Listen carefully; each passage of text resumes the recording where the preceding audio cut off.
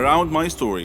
Hey, my name is Anne. It was the summer break before college, and as a graduation kind of celebration and before each and everyone went to a different college, my best friends and I decided to go on a fancy summer vacation to one of the most beautiful places on earth. At least that's what I think, to Hawaii.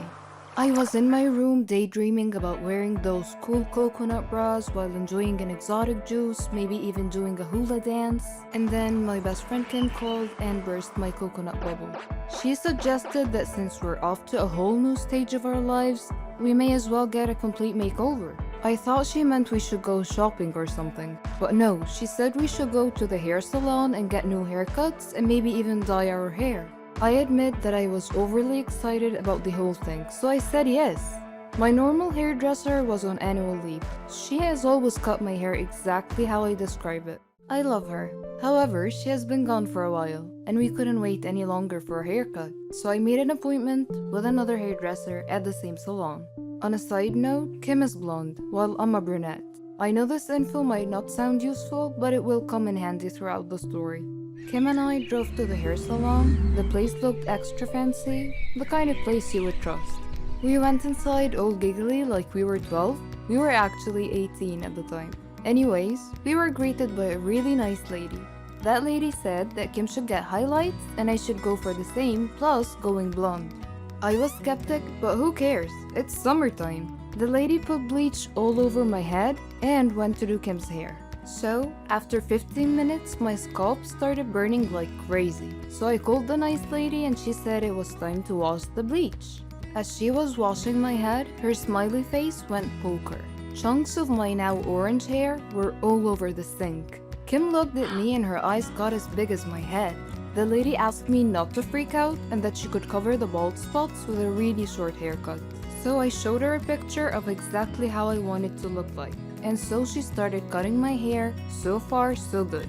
Then she snips a huge section out of the front of my hair, saying that she was framing my face. At this point, it was too late to say anything. The haircut was just hideous. Not me at all, and especially not what I asked for. So I told her that I hated it.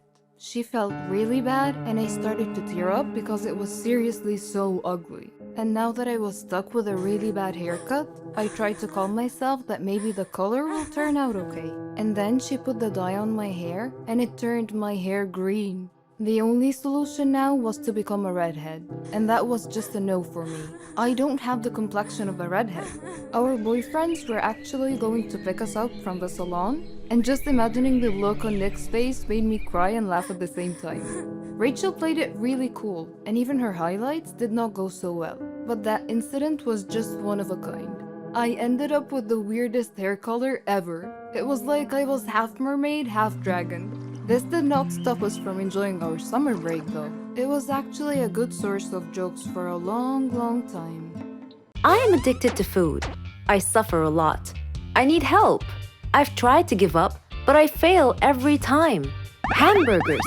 Who can give up eating hamburgers, especially with barbecue sauce? I didn't mind this kind of addiction, but I'm getting ahead of myself. Let me begin by introducing myself. I am Patricia, 15 years old, living with my parents and my brother. I lead a quiet life. No interests, no hobbies, except for eating, that is. Food is my faithful friend. It never leaves me. It is my partner, my soulmate. But having food as your soulmate has insidious side effects. A dark side, if you will. It denies me a healthy life, robs me of the energy to play, and causes me to sleep excessively. I would much rather stay at home with a bag of potato chips than go out and exercise. My soulmate ultimately betrayed me, though, last Thanksgiving at my granny's home.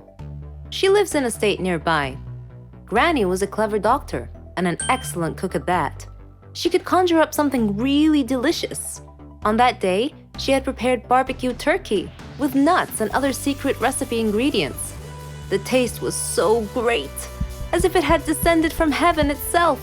I felt like I was fighting a food war, and I had to win at all costs. I ate and ate and ate. I don't know why, but I just couldn't control myself. I attacked that turkey like it was the last on the planet. But every culinary war with a worthy adversary, such as the barbecued turkey, has its own unique type of casualties. Suddenly, I found myself unable to breathe. I fell to my knees and passed out. The turkey had won.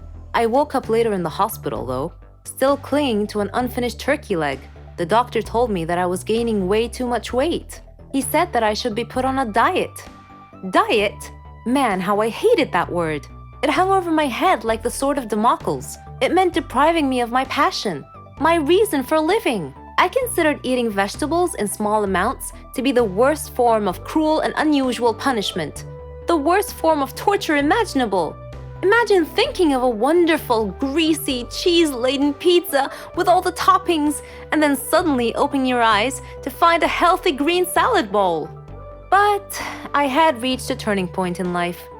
One day, my brother was playing on the street, while I was sitting at home gazing longingly at a tempting piece of cheesecake, just sitting there, taunting, daring me to eat it.